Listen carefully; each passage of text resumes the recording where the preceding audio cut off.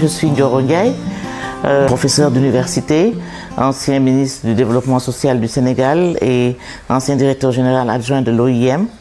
Je suis actuellement à la coordination d'un certain nombre de groupes de travail concernant la migration, le leadership et le développement. J'essaie d'encadrer les jeunes qui souhaitent rentrer dans le monde du travail et qui cherchent à s'améliorer dans un secteur ou dans un autre. Je suis donc à domicile maintenant et j'ai décidé d'écrire un livre à la faveur de mes différentes retraites.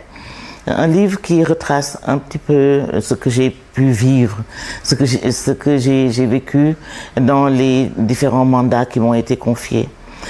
Et ce livre-ci concerne surtout mon mandat à la tête du ministère du Développement social, quand après mon agrégation et après avoir été nommé directeur de l'Institut d'odontologie et de stomatologie de l'Université de Dakar. Le président Abdou Diouf m'a confié la tâche de ministre du Développement social du pays.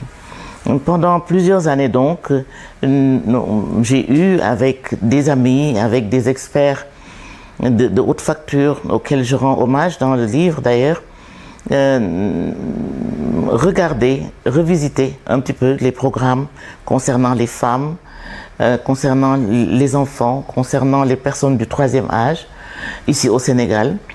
On a pu consolider ce qui était déjà fait, puisque avant moi, bien entendu, Madame Caroline Faye Diop était déjà passée à ce ministère-là, Madame Maïmouna Kane également, Madame Mantoulaye Guène, et j'ai pris le témoin à partir de Madame Mantoulaye Guène.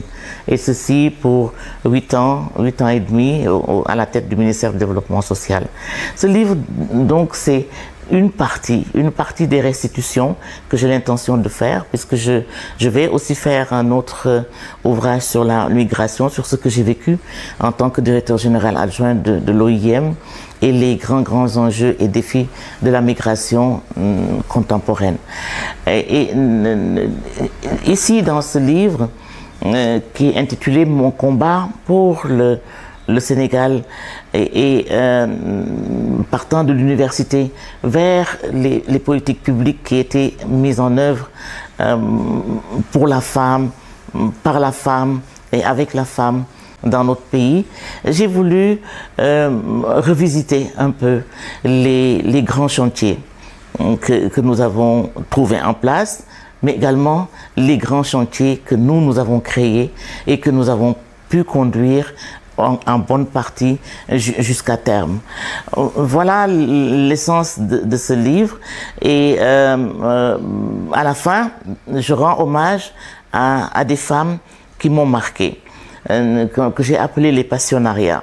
Nous avons eu en effet beaucoup de dames de grande qualité qui nous ont précédés sur le terrain de la politique de parti comme de la politique d'État tout simplement.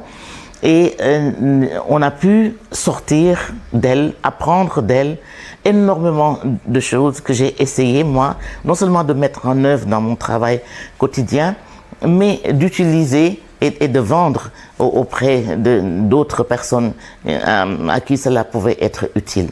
Voilà l'essentiel de ce livre, un grand nombre de chantiers concernant la femme et comprenant beaucoup de programmes, des programmes endogènes, des programmes sénégalais et sur le terrain, des programmes internationaux également, concernant la femme, la famille et l'enfant, les grandes conférences internationales que nous avons initiées ou auxquelles nous avons participé, tels que le sommet de l'enfance à New York en 90, on a eu également le sommet des premières dames pour la promotion des femmes rurales, on a eu Pékin que nous avons préparé même si nous n'y avons pas assisté personnellement. C'est à Dakar que l'Afrique s'est préparée pour Pékin.